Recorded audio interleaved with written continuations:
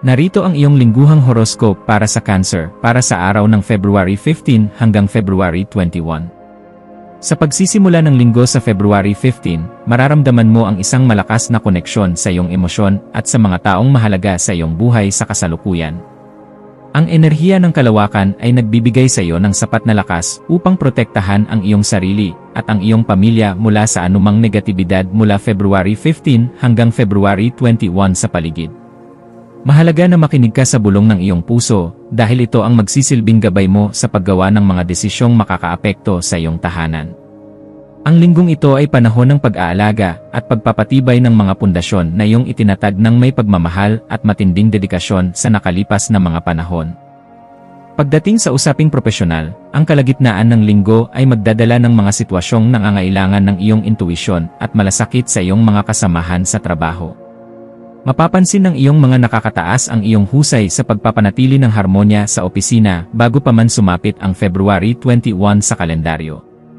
Huwag matakot na ipakita ang iyong pagiging maalaga dahil ito ang magsisilbing inspirasyon sa iba upang magtrabaho ng mas mabuti at mas masaya sa kanilang mga gawain. Ang iyong dedikasyon mula February 15 hanggang February 21 ay magbubunga ng pagkilala na magpapatatag sa iyong posisyon at magbibigay sa iyo ng kapanatagan ng loob sa hinaharap. Sa aspeto ng pananalapi, ang linggong ito ay nangangailangan ng masusing pagsusuri sa iyong mga gastusin na may kinalaman sa iyong tahanan o sa pagpapaunlad ng iyong tinitirhan.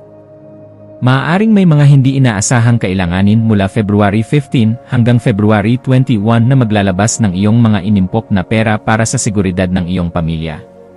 Ang pagiging masinop sa bawat sentimo ay napakahalaga upang masiguro na hindi ka maubusan ng pondo para sa mga susunod na mahahalagang okasyon sa iyong buhay. Ang iyong katalinuhan sa paghawak ng yaman ay susubukin, ngunit asahan na ang iyong pagiging mapamaraan ay magliligtas sa iyo mula sa anumang krisis sa pananalapi. Ang iyong buhay pag-ibig ay magiging napakalalim at puno ng mga romantikong sandali na magpaparamdam sa iyo ng tunay na kahulugan ng pag-ibig at pagkalinga. Para sa mga nasa isang relasyon, ang paggawa ng mga simpleng bagay tulad ng pagluluto ng paboritong pagkain ng iyong sinta mula February 15 hanggang February 21 ay magpapatamis sa inyong pagsasama. Ang tapat na komunikasyon tungkol sa iyong mga nararamdaman ay mag-aalis ng anumang duda o selos na maaaring sumulpot sa gitna ng inyong paglalakbay bilang magkapareha. Para naman sa mga single, ang iyong maamong aura ay makaakit ng mga taong naghahanap ng seryoso at matatag na relasyon na nakabase sa tapat na pag-unawa. Sa larangan ng kalusugan, kailangan mong bigyang pansin ang iyong tiyan at ang iyong emosyonal na kalagayan dahil madali kang maapektuhan ng mga stress sa iyong paligid. Ang pagkakaroon ng sapat na pahinga at pag-iwas sa mga negatibong usapan mula February 15 hanggang February 21 ay makakatulong upang mapanatili ang iyong kalusugan. Subukang uminom ng maraming tubig at kumain ng mga pagkaing madaling matunaw upang maiwasan ang anumang sakit na may kinalaman sa iyong digestion sa buong linggo. Ang meditasyon o ang simpleng pananalangin bago matulog ay magbibigay sa iyo ng kapayapaang kailangan mo upang muling sumigla ang iyong katawan para sa susunod na araw. Maging maingat sa pakikipag-ugnayan sa iyong pamilya dahil ang iyong pagiging sensitibo ay maaaring magdulot ng mga maliliit na tampuhan na hindi naman dapat palakihin. Ang iyong pagiging mapagpatawad at mapagmahal ang magsisilbing gamot upang mapanatili ang kaayusan sa loob ng inyong tahanan mula February 15 hanggang February 21 sa iyong buhay. Maglaan ng oras para sa isang mahinahong pag-uusap kasama ang iyong mga magulang o mga anak upang mas lalong mapagtibay ang inyong tiwala sa isa't isa. Ang pamilya ang iyong tunay na yaman, kaya huwag mong hahayaang ang mga panlabas na problema ay makasira sa katahimikan na inyong pinagsasaluhan sa araw-araw. Pagdating sa aspeto ng pakikipagkaibigan, piliin mo ang mga taong tunay na nakakaunawa sa iyong lalim at huwag magpadala sa mga taong nandyan lamang kapag may kailangan. Ang iyong mga tunay na kaibigan ay magsisilbing proteksyon mo sa mga panahong ikaw ay nahihirapan mula February 15 hanggang February 21 sa iyong buhay. Maging handa na makinig sa kanilang mga problema dahil ang iyong pagiging empath ay isang malaking tulong para sa kanilang paghilom mula sa mga nakaraang sugat.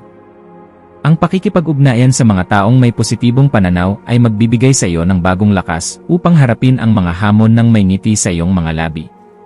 Ang iyong espiritual na buhay ay nangangailangan ng matinding pagninilay upang mahanap mo ang iyong tunay na misyon sa mundong ito sa gitna ng maraming distractions. Ang paglalaan ng oras sa isang tahimik na lugar mula February 15 hanggang February 21 upang kumonekta sa universo ay magdadala ng kailinawan sa iyong isipan. Ang pananalig sa mas mataas na kapangyarihan ay magbibigay sa iyo ng lakas ng loob na malampasan ang anumang takot o pag-aalinlangan na nakapaloob sa iyong puso. Pasalamatan ang lahat ng mga aral na iyong natutunan dahil ito ang humubog sa iyo upang maging isang mas matatag at mas mapagmahal na individual sa kasalukuyan. Sa aspeto ng iyong mga libangan o hobbies, ito ang tamang panahon upang gumawa ng mga bagay na may kinalaman sa pagpapaganda ng iyong tahanan o sa pagluluto ng mga bagong putahe. Ang pagiging malikhain sa loob ng iyong sariling teritoryo mula February 15 hanggang February 21 ay magbibigay sa iyo ng isang uri ng kasiyahan na nakakapawi ng pagod. Maaari mong matuklasan ang isang talento sa gardening o sa dekorasyon na magpapakita ng iyong pagiging organisado at masining sa bawat detalye ng iyong ginagawa. Ang iyong mga libangan ay nagsisilbing pahinga para sa iyong kaluluwa, kaya huwag itong ipagkait sa iyong sarili kahit gaano ka pa kaabala sa iyong trabaho. Maging mapagmasid sa iyong paligid dahil maaaring may mga pagkakataon na dumating na magbibigay sa iyo ng seguridad na matagal mo nang inaasam para sa iyong kinabukasan. Ang iyong intuition ay nasa rurok nito mula February 15 hanggang February 21 kaya magtiwala ka sa iyong nararamdaman bago ka gumawa ng anumang malaking hakbang. Huwag hayaang ang opinyon ng ibang tao ay maging hadlang sa iyong sariling desisyon dahil ikaw lamang ang nakakaalam ng makakabuti para sa iyong puso. Ang bawat karanasan na iyong kakaharapin ay may kalakip na biyaya basta't marunong kang tumingin sa positibong aspeto ng bawat sitwasyon na iyong dararanasan. Sa mga usaping legal o opisyal na transaksyon, siguraduhin na na-inspeksyon mo ang lahat ng papeles ng paulit-ulit bago ka magbigay ng iyong pinal na pasya sa linggong ito. Ang pagiging mabusisi mula February 15 hanggang February 21 ay magliligtas sa iyo sa mga komplikasyon na maaaring magmula sa kapabayaan ng ibang tao sa paligid mo. Kung kinakailangan, huwag mag-atubiling humingi ng tulong sa mga eksperto upang maging sigurado ka sa bawat hakbang na iyong gagawin para sa iyong proteksyon. Ang iyong seguridad ay mahalaga kaya laging unahin ang paggawa ng tama at legal upang mapanatili ang iyong katahimikan ng isip sa lahat ng oras. Sa larangan ng edukasyon, ang iyong isipan ay magiging matalas sa pag-unawa sa mga bagay na may kinalaman sa kasaysayan, kultura, o sa pag-unawa sa damdamin ng tao. Ang pagbabasa ng mga makabuluhang libro mula February 15 hanggang February 21 ay magbibigay sa iyo ng bagong karunungan na magagamit mo sa iyong pakikipag-ugnayan sa kapwa. Huwag tumigil sa paghahanap ng kaalaman dahil ito ang magsisilbing pundasyon mo sa pagbuo ng isang mas magandang kinabukasan para sa iyo at sa iyong mga mahal sa buhay. Ang iyong pagnanais na matuto ay magbubukas ng maraming pinto para sa iyong paglago kaya samantalahin ang bawat pagkakataon na dumating sa iyong landas. Sa aspeto ng paglalakbay, maaaring may isang biyahe na may kinalaman sa pagbisita sa iyong mga kamag-anak o sa pagbabalik sa iyong pinagmulan upang muling sumigla ang iyong espiritu.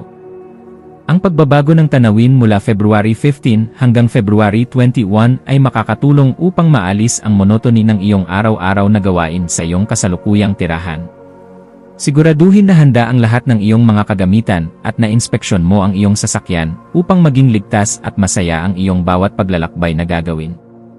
Ang paglalakbay ay isang paraan upang makapag-reflect kaya gamitin ang oras na ito upang muling hanapin ang iyong sentro at kapayapaan sa gitna ng paglalakbay. Maging tapat sa iyong mga prinsipyo at huwag mong hayaang ang bugso ng iyong emosyon ay maging dahilan ng iyong paglayo sa katotohanan na iyong pinaniniwalaan mula February 15 hanggang February 21. Ang bawat desisyon mo ay dapat nakabase sa pagmamahal at sa hustisya upang mapanatili ang balanse sa iyong buhay at sa iyong pakikipag-ugnayan sa ibang tao. Ang iyong pagsisikap na maging isang mabuting tao ay hindi mawawalan ng kabuluhan dahil ang kalawakan ay laging nakamasid sa bawat kabutihang iyong ginagawa. Manatiling matatag at laging isaisip na ang bawat pagsubok ay pansamantala lamang at ang tagumpay ay nakalaan para sa mga taong may matapat na puso at matatag na kalooban. Sa pagtatapos ng linggong ito, mararamdaman mo ang isang malalim na katuwaan dahil sa harmonya na iyong naitatag sa iyong buhay at sa iyong mga mahal sa buhay. Ang bawat sandali mula February 15 hanggang February 21 ay magsisilbing patunay na ang pagmamahal at pagkalinga ang pinakamabisang sandata sa anumang hamon ng tadhana. Huwag kalimutang magpasalamat sa lahat ng mga biyayang iyong natanggap at sa mga taong nanatili sa iyong tabi sa gitna ng iyong mga pinagdaraanan. Handa ka na ngayong harapin ang mga susunod na araw ng may punong-puno ng pag-asa at may matatag na pundasyon para sa iyong magandang kinabukasan. Ang maswerteng numero para sa iyo sa buong linggong ito ay 2 dahil ito ay sumisimbolo sa pakikipagtulungan at emosyonal na balanse. Habang ang kulay na puti o pilak ang magdadala sa iyo ng dagdag na proteksyon at kalinawan ng isip sa lahat ng iyong gagawin.